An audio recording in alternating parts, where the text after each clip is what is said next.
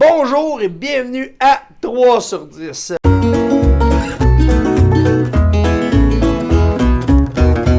Aujourd'hui, j'ai choisi 3 vins médiocres. Les gens voulaient que je donne des mauvaises notes, fait que je vous ai écouté, puis je vais essayer de donner la pire note que je peux, mais c'est ça. Ça viendra avec le vin que j'ai choisi. On commence ça. Comme premier vin aujourd'hui, nous avons le Botero di Cello, qui est un Rosso d'Italie 2019. Il se vend 10,25$ à la SAQ. Il contient 3,5 g de sucre au litre, ce qui donne 0,53 g de sucre le verre. Comme deuxième vin aujourd'hui, nous avons le Mouton Cadet qui nous provient de l'appellation d'origine contrôlée Bordeaux en France. Il contient 80% de Merlot, 12% de Cabernet Sauvignon et 8% de Cabernet Franc. Il se vend 16,95$ à la SAQ. Il contient 1,9 g de sucre au litre, ce qui veut dire 0,29 g de sucre par verre. Et pour finir, nous avons le Woodbridge qui nous provient de Californie aux États-Unis. Il se vend 13,95$ à la SAQ. Il contient 6,5 g de sucre au litre, ce qui veut dire 0,6 g de sucre par verre. Botero di Cello. Même à 10 et 25, je pense que je m'en regrettais mon choix. Hein? Le fameux son du twist cap, le son classique d'un vin cheap.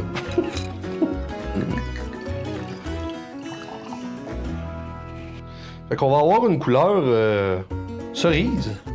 Comme cerise à rouge dans le milieu. Et comme... C'est un 2019, ça a 2 ans. Je vois pas de reflet violacé du tout.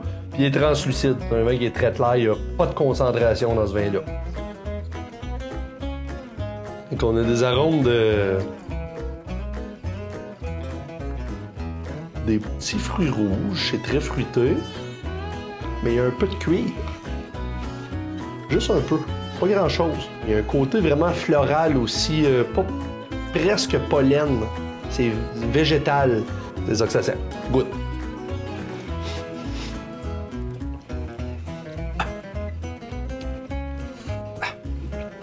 C'est dilué. Ça n'a pas de style. L'arrière-goût que ça laisse, c'est désagréable. Vraiment, tu peux poigner des vins à 10 et 25 meilleurs que ça. Là. Puis les tablettes sont vides. Le monde achète ça à côté, même. Pour qu'est-ce qui est de la texture, honnêtement, là, c'est aqueux. C'est dilué. Tu vois qu'il n'y a aucune richesse là-dedans. Pour ce qui est de l'acidité, c'est quelque chose qui est frais. Hein? Frais à vif. Puis, côté tanin, il y en a, mais ils sont très légers. C'est pas équilibré, il manque de tanin. Limite, si t'es capable juste de t'acheter un Botero, là, t'es capable seulement de t'acheter du carafe d'anneux. Un conseil, toi, ça, avec ça. Botero, 10 et 25. Avec le goût, le manque de texture, puis il n'y a aucun style dans ce vin-là. C'est du fruit, mais c'est tellement dilué comme vin qu'écoute, à 10 et 25, je te donne un gros 4 sur 10. Jamais je vais conseiller ce vin-là. Des 3 vins que j'ai choisis aujourd'hui, celui qui a probablement plus de qualité, c'est le Mouton Cadet. Parce qu'il est marqué Bordeaux supérieur, puis il faut quand même qu'il respecte le cahier des charges qu'on appelle dans la région de Bordeaux. Donc, tu sais, il peut pas mettre n'importe quoi dans son vin non plus. Il y a des règles à suivre pour faire ce vin-là. La propriété appartient à Baron Philippe Rothschild et lui possède des grands vins qui vaut plusieurs milliers de dollars. Fait que tu sais, c'est sûr qu'il va pas mettre ses meilleurs raisins dans le Mouton Cadet à 18$, là. Mais c'est un vin super connu que le monde aime, mais que moi, jamais je vais conseiller non plus.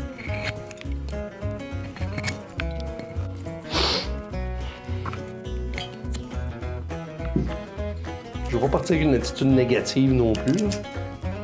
Mais c'est sûr que c'est pas le top du top. C'est pas une surprise si j'aime pas ça, dans le fond. Ça, c'est une quelle année? 2017. Fait qu'on a 5 ans. On a un rouge franc. On peut avoir des petits reflets orangés. Oui, une majorité de merlot là-dedans. Ça paraît. Il y a encore le champignon qui ressort. Le sous-bois, des feuilles mortes. Un petit peu les fruits rouges frais, là, les fruits frais. Là. Les feuilles mortes trempes, là, c'est ce qui ressort le plus en arôme de ça.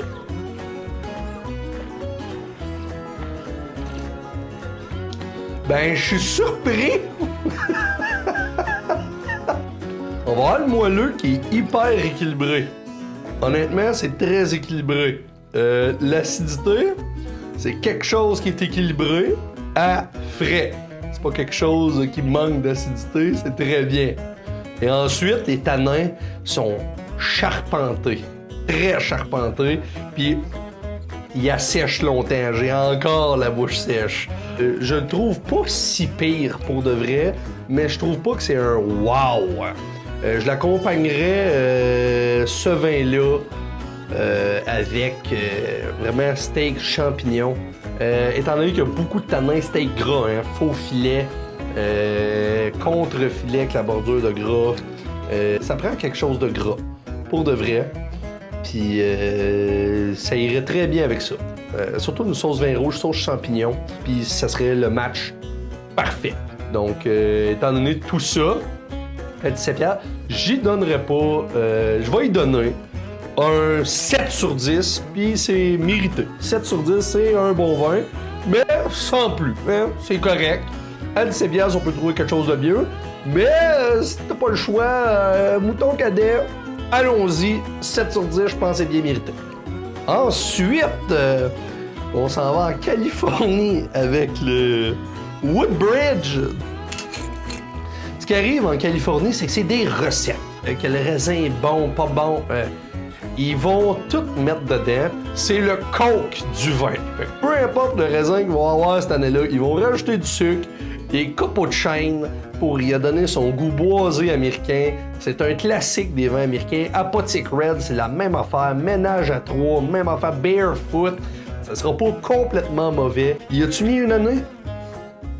Il a pas mis d'année, il est pas millésimé, puis c'est pour une raison. Il n'y a pas d'année là-dessus.